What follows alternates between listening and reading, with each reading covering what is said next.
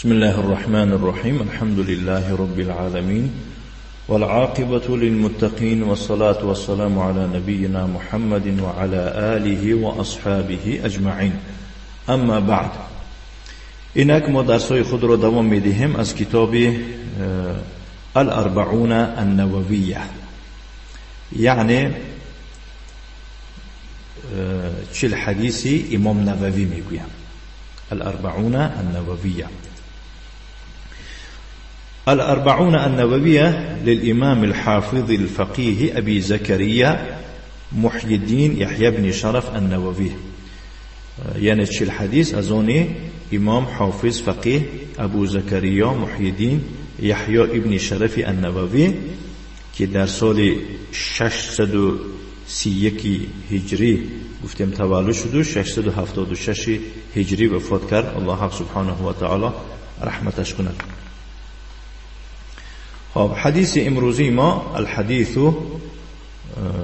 الخامس، حديث پنجم.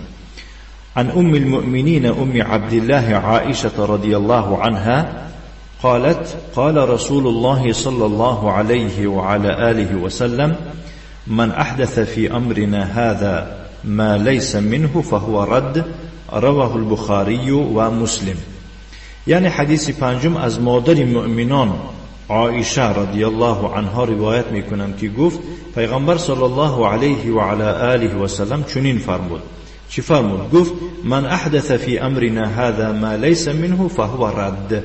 یعنی هر کی در این کار ما، یعنی مراد از کار ما دین در نظر، هر کی در این دین ما چیزی نوی ایجاد کند، از نام همین دین است گوید که از آن نیست، حالا آن که اون گفته ایستاده است از وی نیست، با مانندی مولود کردن و دیگه کارا، آن امر مردود است. یعنی همون کاری کردگش مردود است. مراد از مردود چی است؟ یعنی قبولی درگاه الله نمی شود. این حدیث را بخاری و مسلم روایت کردند. و فی روایت لمسلم، و در روایت خود مسلم با چنین آمده است که پیغمبر صلی الله علیه و آله و سلم فرموده است: من عمل عملا لیس علیه امرنا فهو رد. یعنی هر کی در دین ما عملی را انجام دهد که بر آن امر ما نیست، یعنی که شریعت ما او را نفرموده است، این خودسرانه کردگی باشد، پس آن عمل مردود است، یعنی قبولی درگاه الله نخواهد شد. فهمیدید؟ یعنی این دو حدیث حالا خواندیم و یکی متفق بخاری مسلم و دیگر را خاص مسلم روایت میکنند. در هر دو یک خصوصیتی هست که مثال باید که اینا اهمیت داده شود. اگر اهمیت دادگی باشد، یکم حدیث انده که میفرمان احدث گفته ایستاده است، این سرزنش برای، یا که بگیم یک سرزنش برای همون کسی که یکمین یا که اساسگذار بدعت می شود، کسی که همین بدعت مولده، دیگه بدعتایی که در دین میبینیم مسلمان ها از جهالت میکنن و این سرزنش برای همون مؤسسی بدعت، یعنی که بدعت ها می باشد. اما حدیث دویم باشد، روایت دویم گویم من عمله، این همون دمره بکا میگن، کسی که از دمی ویا میره، از پسی ویا ها میروند کو.